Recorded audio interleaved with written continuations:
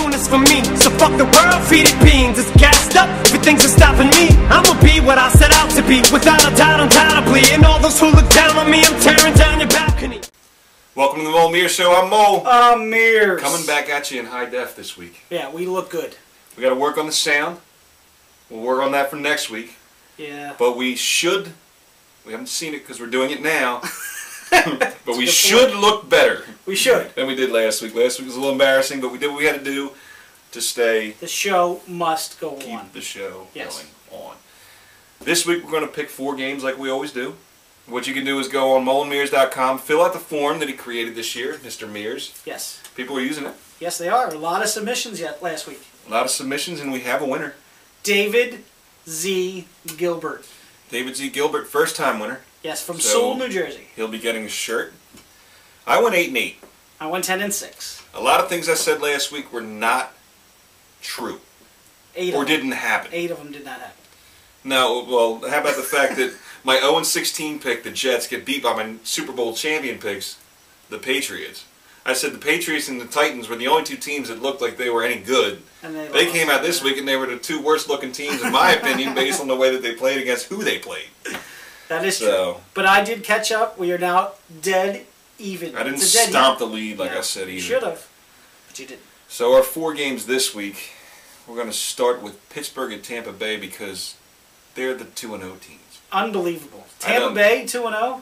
I don't know one player on Tampa Bay. Yeah, I don't know their coach. I learned this week that their quarterback's name is Josh Freeman. I don't know who he is.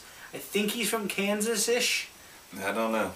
But we're picking the game because they're both 2-0. Yes. I'm picking Pittsburgh because I know some Pittsburgh players. It's pretty much the way it comes down to it. I'll pick Pittsburgh because their defense is ridiculous. I think it is. I think it is. Well, here's a quick stat for you. They allowed 20 points and 1 touchdown in the 2 games they played. The teams that they beat in the other game that those 2 teams played, they scored a combined 80 points. It's a lot, but I'm gonna watch that one back. It's pretty good. And digest that one. Think about that. Atlanta and New Orleans. I'm not because I didn't understand it at all. Atlanta at New Orleans. We got a divisional rivalry. Yes, rivalry. 1-1 Atlanta, 2-0 New Orleans. New Orleans, I picked to be world beaters to make it to the Super Bowl. After week 1, I thought they beat a really good NFC team in the Vikings. In week 2, they were playing a weak NFC team. They played them both the same. They played to their competition. Minnesota didn't look good for a 2nd straight week. Yeah, they look bad. And this is my Minnesota quarterback swan song prediction. If we ever get the season prediction video up, still working on that. But this game, I'm going to hold serve with New Orleans because they're home. I think Pittsburgh's defense made me confused on Atlanta the first week because they made Atlanta look bad. Atlanta looked really good last week. Yeah, they did. But I'm gonna stick with New Orleans starting out 3-0. I'm going to go the other way. I'm going to take Atlanta. I think Matt Ryan's been playing really good football at quarterback. Roddy White's probably the most underrated receiver in the league.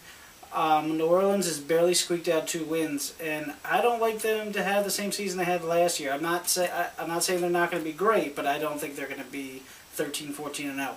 So I like Atlanta to beat them early, and then New Orleans will rebound eventually in the end. Jets traveling to Miami, and we're doing this game because Miami's 2-0, alone in the lead in the AFC East. Unbelievable.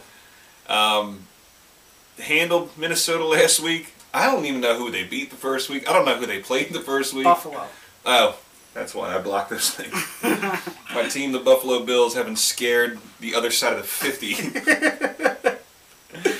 So I'm not quite sure where to evaluate Miami. I'm sticking with the Jets suck, even though I could not be any more wrong last week. They looked like world beaters. Mark Sanchez looked like an all-pro quarterback, an all-star quarterback, a Hall of Fame quarterback. He looked pretty good. I don't know. I'm picking Miami just because I'm stubborn, but that's not going to be high on my confidence list. I'm taking the Jets. Their defense is better than Miami's, and if they allow Sanchez to throw the ball downfield, vertical, then I think they will win. So I take the Jets. All right.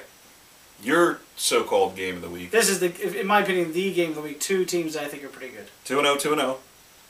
Green Bay going into Chicago for Monday night prime time.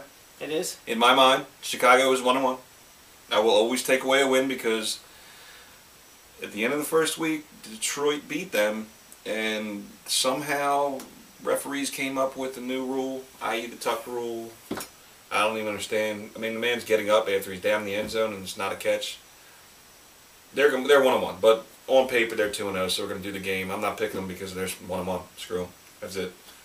I'm going to take a win away from them. I picked my first 3 picks were all away teams, so I'm going to go with the home team here and take Chicago. I think their defense is playing well. Cutler's not turning the ball over. If he doesn't turn the ball over against Green Bay, they win because Green Bay doesn't have a running back. Now, we'll cover this, just stay relevant with your heart and your soul. The Eagles, if we could address that just for a second. They're in disarray. Michael Vick comes in, looks good. I mean, I don't know what happened at the end of that game. All of a sudden it was close, but I think it's obvious after the first 2 weeks that Michael Vick's your best chance to win. And Andy Reid comes out, says, absolutely not, Kevin Kyle's my guy. And now I heard that 24 hours later. No, it was yesterday. 24 hours for him to flip-flop. And what the rumor is now is that this came down directly from Jeff Lurie, and he forced Andy Reid's hand to make him play Vick. Let me explain something to you. Jeffrey Lurie couldn't force Andy Reid to do anything. Andy Reid's making decisions this year on the field, now off the field. It's a disaster. It's not good. You had a rant when we first started this about why he's got to go, and I don't know. It baffles me. But since you're wearing the jersey and everything, I figure we cover that and kill some. I like to stay away from it. Yeah, stay away from it. All right, so go on molemirrors.com, submit your picks, and we'll see you week 4. Good luck.